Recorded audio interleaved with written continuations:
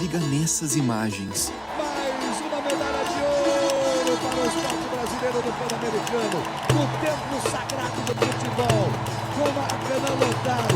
As meninas eram um espetáculo Em 2007, no Maracanã lotado, a seleção brasileira conquistou uma das vitórias mais importantes da sua história, uma goleada que ajudou a movimentar o futebol feminino no país. O principal nome da competição e daquele jogo foi a Marta, uma jovem brasileira que estava começando a trajetória para se tornar a maior jogadora da história desse esporte. E é por isso que o Radar Peleja de hoje te explica por que aquele jogo ajudou a mudar a imagem da Marta e do futebol feminino no Brasil.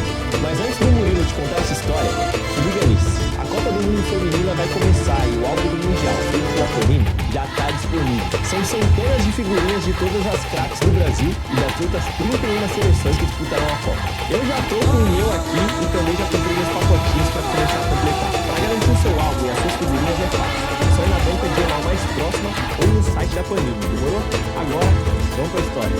Em 26 de julho de 2007, quase 70 mil pessoas lotaram o Maracanã para assistir a final do futebol feminino nos Jogos Pan-Americanos entre Brasil e Estados Unidos. As brasileiras enfrentavam a pressão de conseguir a medalha de ouro, jogando em casa, mas também sofriam com decepções recentes em outros campeonatos. Em 2006, por exemplo, o Brasil tinha perdido a Copa América Feminina pela primeira vez na história, sendo derrotado pela Argentina na final, o que aumentou a ideia de que a seleção feminina sempre batia na trave nas horas mais importantes, como a Copa do Mundo e a Olimpíadas, torneios que nunca tinham sido campeãs. O rótulo de uma seleção que amarelava nas decisões não levava em conta a realidade das jogadoras aqui. Naquele tempo, nem existiam campeonatos nacionais oficiais, e o investimento nos clubes e nas atletas era quase inexistente. As grandes jogadoras tinham que sair do país ou disputar campeonatos regionais de curta duração. Além disso, a seleção brasileira fazia poucos jogos de preparação em comparação com as principais seleções do mundo, que já possuíam uma estrutura melhor. A medalha de ouro nos Jogos Pan-Americanos de 2003 e a prata nas Olimpíadas de 2004 não representavam mudanças drásticas no desenvolvimento da modalidade.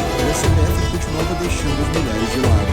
Mesmo assim, o desempenho da seleção brasileira ainda era a principal forma de dar visibilidade para o futebol feminino. E as competições internacionais eram o único momento de cobertura midiática que poderia servir para aproximar o público e conseguir melhores investimentos. É por isso que aquela final dos Jogos Pan-Americanos de 2007 era tão importante. O Maracanã lotado de forma inédita para ver mulheres jogarem era um passo a mais para o reconhecimento e para a esperança de uma inovação. No comando de uma geração que viria a fazer história, estava a jovem Marta, que tinha assumido a camisa 10 da seleção aos 17 anos. Aos 20, ela já tinha sido eleita a melhor jogadora do mundo e gerava altas expectativas dos torcedores brasileiros. E foi ela que abriu o placar da final aos 17 minutos do primeiro tempo, de pênalti, e deu início ao show da seleção para cima das norte-americanas. Ela ainda fez outro gol e deu assistências mágicas que fecharam a goleada de 5-0 do Brasil, mostrando que realmente uma nova era do futebol feminino estava começando. Aquela foi apenas a segunda vitória do Brasil contra os Estados Unidos na história da modalidade e trouxe um gostinho de vingança pelas Olimpíadas de 2004. Marta foi artilheira da competição, marcando 12 dos 32 gols na campanha perfeita daquele time, que venceu 6 jogos disputados e não tomou nenhum gol. A medalha de ouro deu o gás que o Brasil precisava para disputar a Copa do Mundo 2 meses depois. A seleção fez a sua melhor campanha em Copas até hoje, conquistando vice-campeonato. E mais uma vez, a Marta se tornou a melhor jogadora e artilheira da competição. A Copa também serviu para diminuir as críticas de quem tinha menosprezado a conquista brasileira no PAN. Mesmo com a ótima atuação,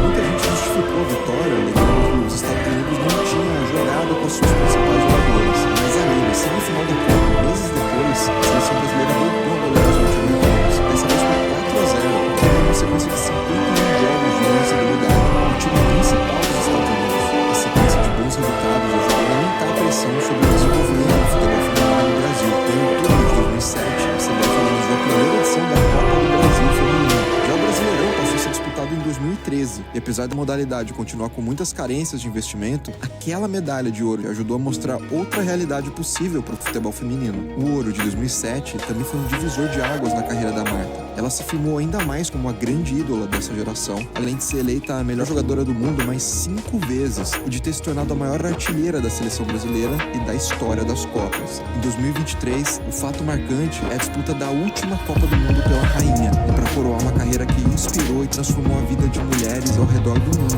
Por isso, o elenco da seleção brasileira fez uma espécie de pacto por ela. Uma coisa que temos muito na nossa mente é trazer esse caneco por ela, porque ela merece, pela história que ela tem, por quem ela é. E aí, você gostou de relembrar essa história de como 2007 foi fundamental para o futebol feminino no Brasil? Comenta aqui embaixo.